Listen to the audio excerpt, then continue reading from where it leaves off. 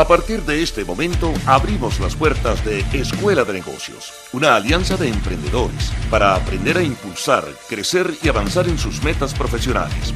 Escuela de Negocios, con el economista Raúl de Nóbrega, que ya está con ustedes. Y hoy vamos a estar una vez más hablando de la lengua portuguesa con Rainer. ¿Por qué Escuela de Negocios se caracteriza en darle un especial cabida a la comunidad portuguesa? En primer lugar, porque yo propio, además de venezolano, soy portugués. Y en segundo, porque el portugués ha demostrado ser un ejemplo de emprendimiento en Venezuela. Si usted quiere saber cómo enfrentar la crisis, pregúntele al portugués de la esquina, aquel que tiene una panadería, o que tiene una pizzería, o que tiene una venta de zapatos, o un supermercado, o algunos accesorios, o inclusive un taller, y ese señor con mucha lucha, garra, sacrificio, dedicación, ultrapasando obstáculos, ha sabido mantenerse en una situación relativamente estable. Y hoy, relativamente a la lengua portuguesa, vamos a hablar de algo que todo el mundo me pregunta cuando me escucha hablar portugués. El portugués de Portugal es el mismo, es igual al portugués de Brasil. Es importante porque tenemos a la comunidad portuguesa con masa, con fuerza, radicada en Venezuela, pero también porque los brasileños son nuestros vecinos más próximos y hay un potencial comercial de negocios con los brasileños.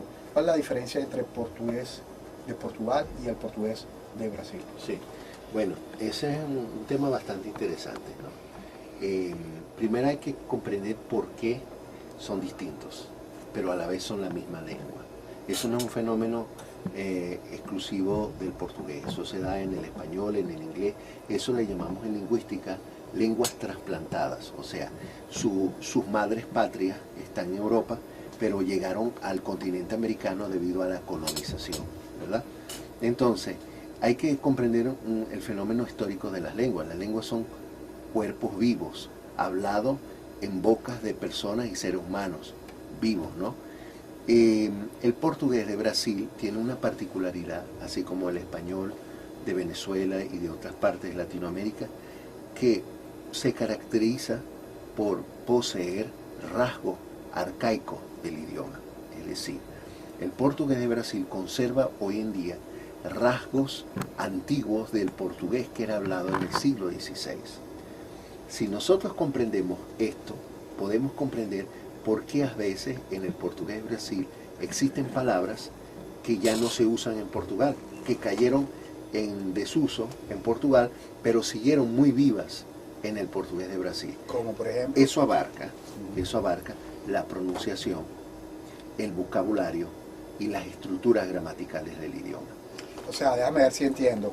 Podemos decir que la diferencia que existe entre el portugués de Portugal y el portugués de Brasil es semejante a la diferencia que existe entre el español de España y el español de Venezuela. Otros países de Hispanoamérica. U otros países de Hispanoamérica. Sí. En donde la lengua matriz es la misma, pero después se mezcla con algunas palabras propias de aquellos países y después no evoluciona al mismo ritmo que evolucionan las lenguas en sus países originales. Cuando el idioma portugués llega a América, o el castellano llega a América, tiene dos fuerzas. Una conservadora, que conserva estructuras del portugués hablado en esa época del descubrimiento, de los primeros colonizadores, y otra, llega a un nuevo región geográfica, con una nueva naturaleza y con los indígenas. Entonces, el portugués que llega a Brasil en el siglo XVI no conoce la fauna de los brasileños y le pregunta al indígena, ¿cómo se llama esto?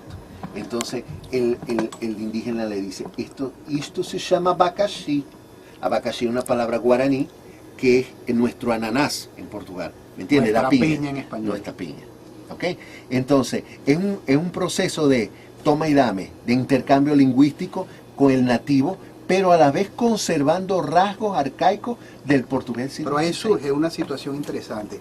Así como históricamente se acusa a los colonizadores de haber robado, de haber quitado patrimonio, oro, bienes, haber cambiado espejitos por oro, como se acostumbra a decir en la famosa frase, y haberse aprovechado de los bienes materiales, en este caso de los indígenas, de las tierras que colonizaron, también podríamos decir que la lengua fue una imposición.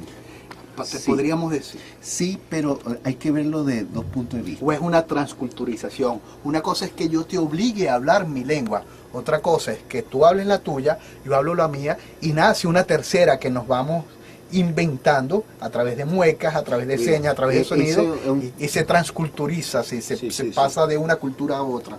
Es un tema bastante interesante y muy discutido, ¿no? No vamos a caer en esa polémica si fue buena la colonización o no fue buena. Lo que sí pasa... Ya fue. Ya fue. El resultado ya está, son las naciones latinoamericanas, ¿ok? Y el mestizaje, que es muy importante. Es que eso pasó inclusive con Estados Unidos y los ingleses. Sí, ya no podemos volver atrás y cambiar la historia. Pero hay algo que es interesante en la llegada, por ejemplo, en el caso del portugués, a un país tan grande como el Brasil. Ustedes se imaginan, aquí los oyentes, cuántos idiomas indígenas se hablaba en el territorio que hoy es Brasil. Millares de idiomas. Muchas veces no lo podían los propios indígenas comprender, porque eran naciones indígenas completamente diversas desde el punto de vista lingüístico. Brasil como estructura Sí, geopolítica pero no existía. Fíjate tú, Existe. después de la colonización, el idioma que va a unir todo eso es el portugués. Entonces pasa todo el mundo a hablar un idioma de comunicación general que en el fondo ayuda a unir a todo un país. Unifica geopolíticamente a ese territorio. Exacto. Como a Venezuela y al resto de los Por países de ejemplo, Hispanoamérica en en Venezuela relación al español. los cumanagotos hablaban un idioma. Era una babel de idiomas indígenas. Era una cosa sorprendente. Eso lo podemos leer en las crónicas de los misioneros jesuitas y capuchinos y todo eso, los frailes y los sacerdotes que llegaron a América, tanto a la América española como a la América portuguesa, tratando de evangelizar a los indígenas.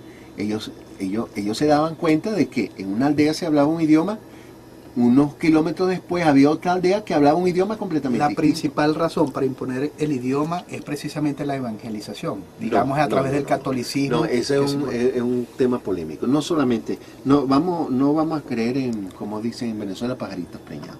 Era la imposición de un nuevo sistema y un nuevo orden político. O sea, es decir, aquí todo el mundo tiene que hablar este idioma porque este es mi idioma y yo tengo el Y poder. acabó y es oficial porque Eso- tú eres eso colonia es así. mío. Okay. Eso es así. Pero tenemos que ver las cosas buenas y malas de lo que fue, porque Pros y unificó. contras. Por ejemplo, Hispanoamérica habla el español. El español es el idioma que unifica a mexicanos con argentinos. ¿Eso es o no es una gran ventaja el día de hoy? Y el portugués unificó a todo un país